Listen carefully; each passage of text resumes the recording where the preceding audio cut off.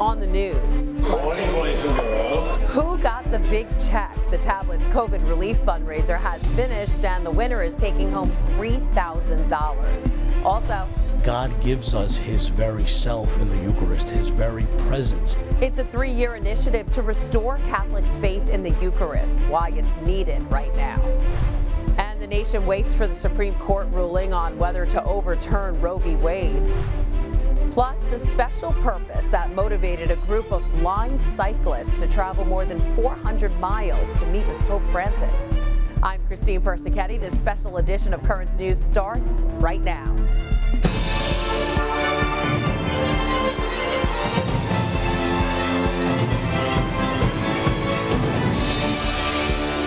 Extra, read all about it. Across the Diocese of Brooklyn, they hit the streets and sold. Fundraising is critical for the schools, for the tablet, for everything. You need to keep the funds going so the kids get involved. Catholic students selling tablet newspapers as part of a huge fundraising effort, earning money for themselves and their schools. And now, on Currents News, after hundreds of subscriptions sold and tens of thousands of dollars raised, we are finally able to announce to you the winner of the COVID Relief Fundraiser. The subscriptions have been counted and the money has been divided. The big winner has a competitive streak, and it seems that runs in the family. What do you think you're going to do? 70. 70, all right. So you're going to be the top winner in the whole diocese, right? Call her a fortune teller. That's third grader Natalie Pianoforte back in March, predicting that she would win this year's Tablet COVID Relief Fundraiser. And here's Natalie today in her classroom at St. Athanasius Catholic Academy. And how many tablets did you sell? 83. 83. Oh my goodness. 83 subscriptions to the Diocese of Brooklyn's tablet newspaper, meaning Natalie won the grand prize, $3,000. So how'd she do it? Well, a little sibling rivalry may have played a part. You see, Natalie's big sister Noelle won last year by selling 48 subscriptions. I'm happy that you let him win because last year she won and now I won this year, so now it's tied. But they're not the only winners. Each student who sold a $20 subscription kept $10 for themselves, and their school received $5. Monsignor David Casado, pastor of St. Athanasius, says it's a great fundraiser and a learning experience. It teaches them a lot too. It's not just we got to raise money. It teaches them how to be out there, how to give a speech, how to talk to people, how to become involved in people's lives that people want to respond. What better way to get Catholic information into people's lives than through the tablet? The tablet's John Alexander, who had the honor of presenting the big check, says it's also a way for the student sellers and their buyers to learn about Catholic journalism. The tablet and Currents News, this is as good as it gets, and to have more people become aware of it if they're not already aware of it, I think that's the icing on the cake. The second place winner is a student at St. Nicholas of Tolentine, and the third place winner goes to St. Francis de Sales. That school took top honors for the total number of subscriptions sold, so congrats to all. In all, more than $17,000 in sales went back to the students and their schools. And for all the new subscribers to the tablet, thanks to the fundraiser contest, you have an amazing paper coming to your mailbox. It includes a lesson on life from some 8th graders. The students of St. Francis of Assisi Catholic Academy are learning valuable life skills such as sewing, how to write a check, and some basic cooking and cleaning. The Academy is calling the new curriculum Vita, the Latin word for life. But this isn't a home economics course. You'll have to read the paper to find out why.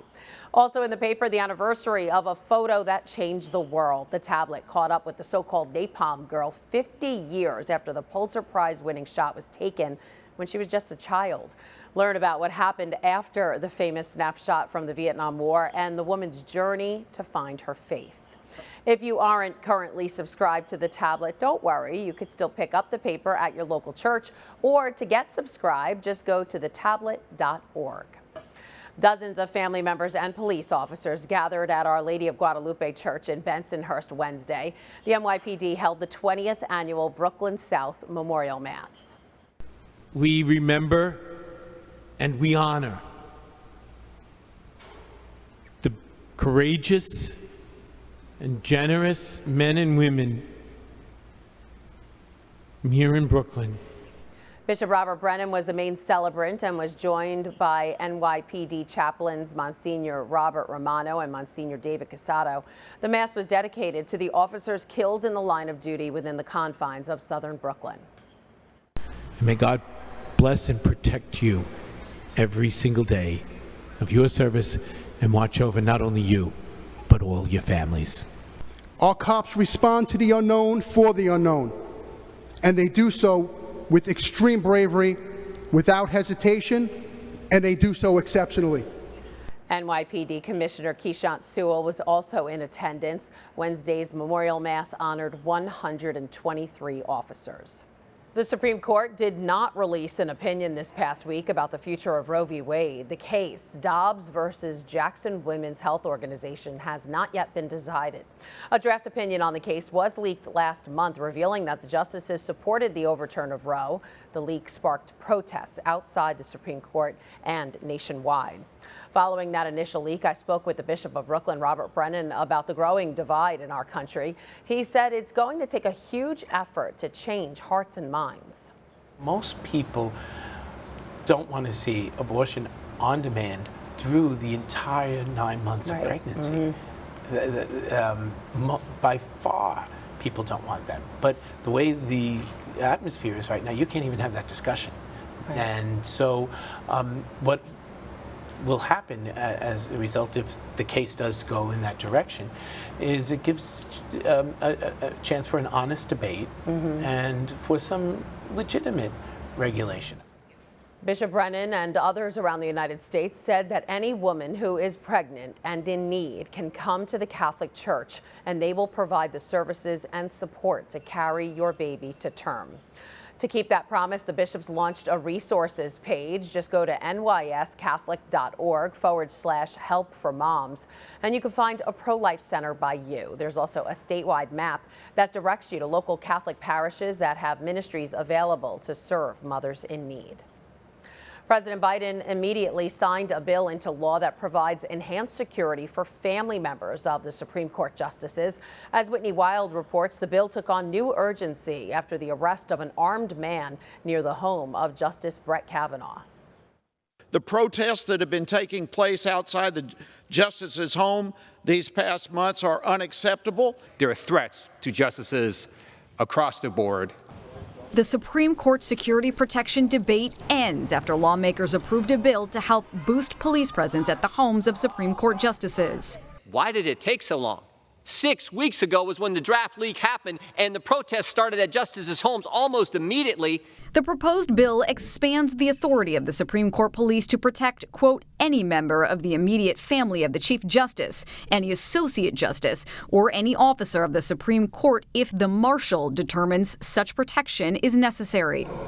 Action on the bill had been delayed because Democrats wanted to expand it to specifically include protection for staff and clerks. This bill has to do with the families of Supreme Court justices.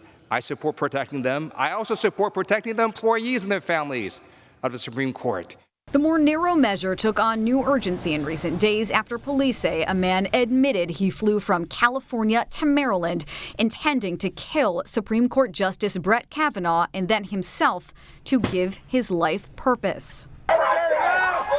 Department of Homeland Security officials are warning about a tense threat environment as the Supreme Court inches closer to potentially seismic opinions on guns and abortion. We're seeing threats from all parts of the political spectrum. Protesters on both sides of the abortion debate have descended on the Supreme Court. Protesters have also gathered at the homes of conservative justices over the last several weeks, prompting some to point to this law from 1950. I wrote to Attorney General Garland a month ago asking why he wasn't enforcing the laws on the books already against judicial intimidation. That law designed to ban protesting outside the homes of judges, witnesses, and jurors to try to influence the court system. The purpose of that statute appears to be to keep judges from being influenced by public opinion, and in particular, public opinion of people, possibly a mob of people outside their homes. That was Whitney Wild reporting. The man arrested at Justice Kavanaugh's home has been charged with attempting to kidnap or murder a U.S. judge.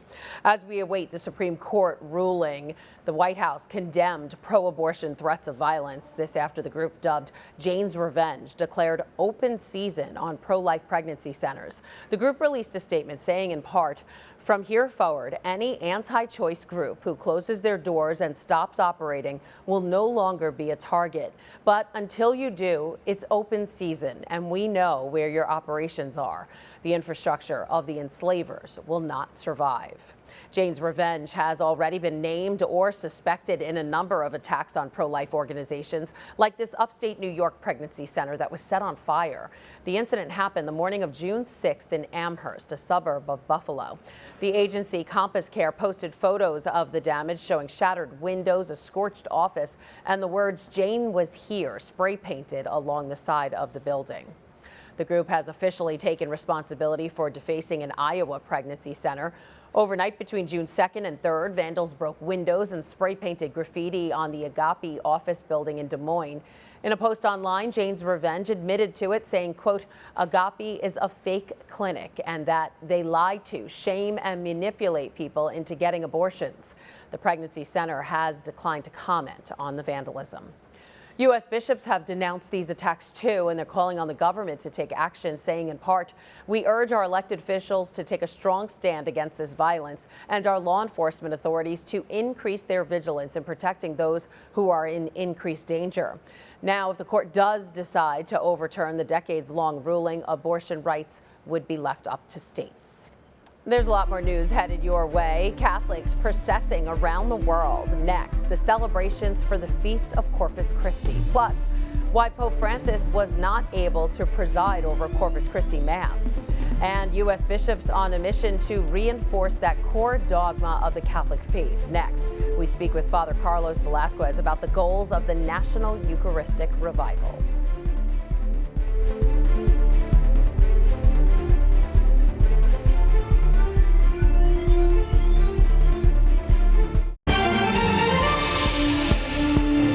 Hundreds of pilgrims gathered at the Vatican Thursday to celebrate the solemnity of Corpus Christi.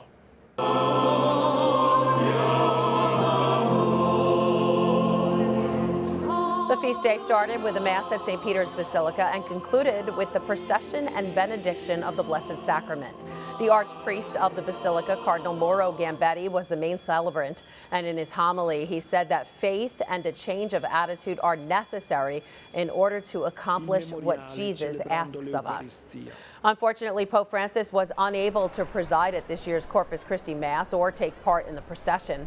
Last Monday, the Holy Father informed the public that he will not be celebrating the Eucharist for this year's holiday due to his ongoing knee pain. For the past 2 years, the solemnity has been inside St. Peter's Basilica with limited attendance and no procession due to the pandemic.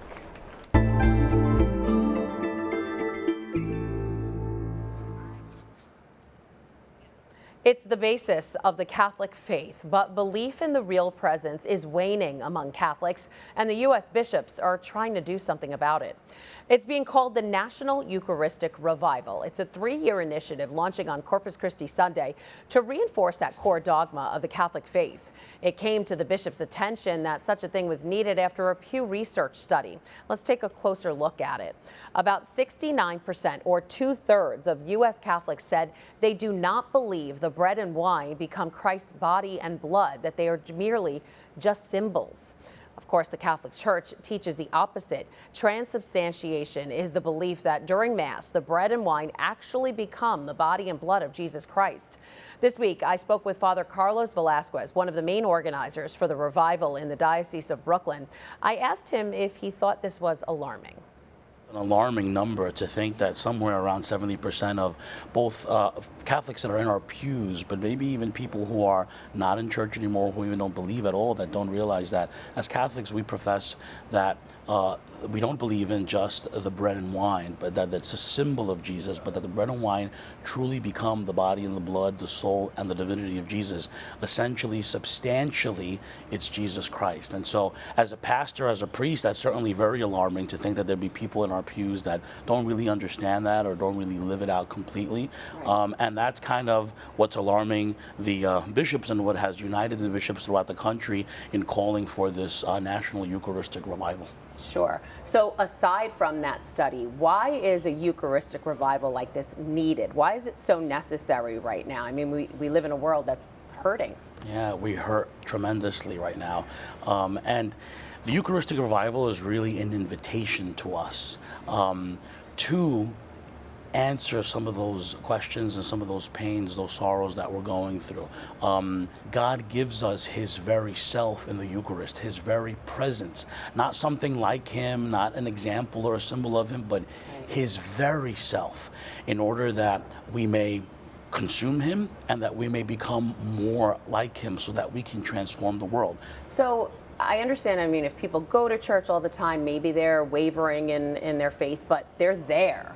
How do you get those who kind of stopped coming to church? How do you bring them back to explain the whole reason for this? And that's what the revival is all about. Yeah. So the whole revival is about us learning more about what the Eucharist is, to re-evangelize ourselves and to get us more on fire. You know, this is not a program. Go out and get them back. Exactly. Yeah. It's not a program. It's not another initiative. The whole idea behind this is setting a fire and lighting a fire and allowing for us to become renewed in our devotion and our belief in the Eucharist, that then we can go out in opportunities to bring some of those folks back, to tell them and to show them what this is all about and why it's so important.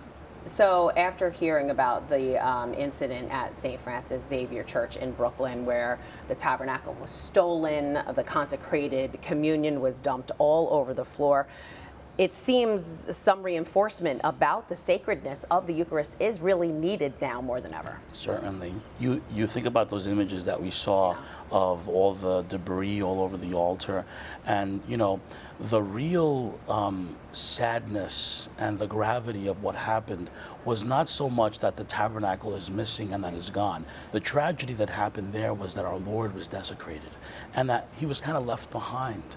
So that just shows you how much we need this revival, for us to really truly understand, like, those beautiful tabernacles that are around the world aren't beautiful just so that they can be beautiful. They're beautiful because of what they hold, whom they hold inside. Jesus Christ, the second person of the Blessed Trinity. That's who's present, and that's who we have the privilege of receiving every time that we present ourselves for Holy Communion.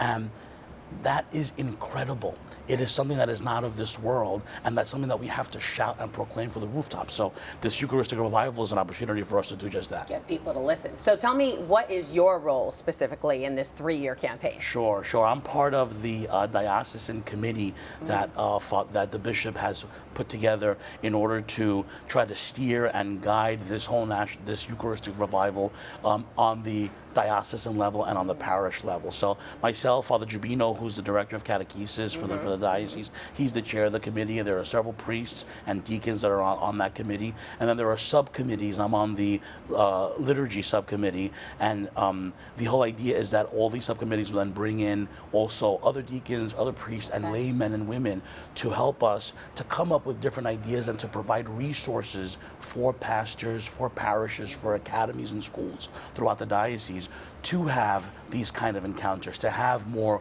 holy hours, to have more Eucharistic processions, to have more moments of adoration, to have workshops and talks and conferences about what the Eucharist is all about.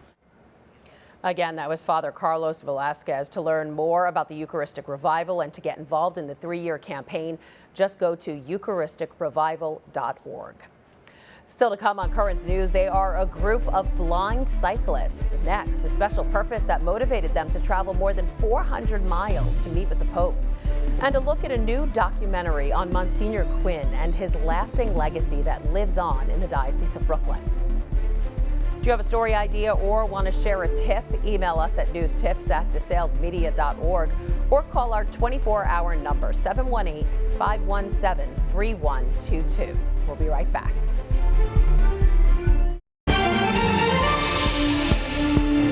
It was a unique encounter at the Vatican on Wednesday. A group of blind cyclists traveled over 400 miles to meet with Pope Francis, and they did so with a special purpose in mind. Justin McClellan spoke with the group and has their story.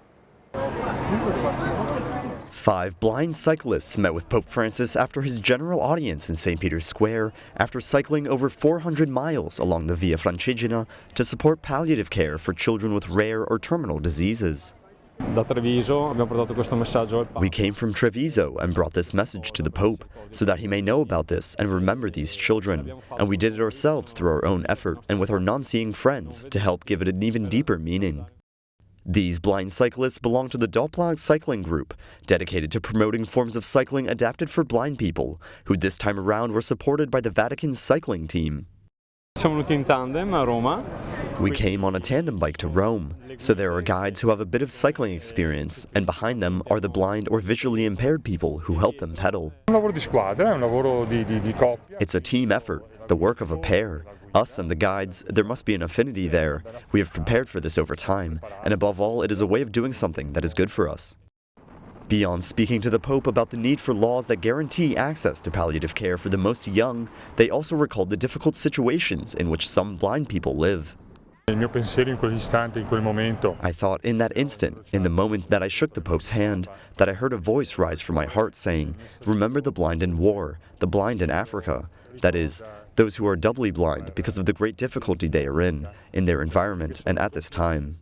The Pope thanked them for their work and, as usual, asked them to pray for him. That was Justin McClellan reporting. The cyclists were accompanied by 3 members of the Vatican's very own cycling team during their journey. And finally, as we commemorate Juneteenth this weekend, Net TV is bringing you the story of a Brooklyn priest who was fighting for racial equality long before the civil rights movement. Monsignor Quin spoke and acted for the well-being of Black Catholics at a time when even some within the church were neglecting them. And his legacy carries on today, both around the diocese and in the parish he founded for African-American Catholics. Here's a sneak peek of the documentary about him that's premiering this weekend on Net TV, Monsignor Quin, Servant of God. Monsignor Quin should be remembered as the person who started the civil rights movement right here in the Brooklyn diocese. Here's a man who understood, identified early in his life as a priest, the need to reach out to African Americans, people of color. He recognized that as a real need in the Diocese of Brooklyn. Father Quin had a great love of the Lord. And because of his love of the Lord, he loved the African American people because he found Jesus in them. One of his lasting legacies is he's really for us a driving force to promote and defend the rights and equality of all people. He was willing to sacrifice his life as a young priest to serve the marginal. He saw something that was missing, and that became his ministry. He was a seed that grew and grew. The seed has reached around the world.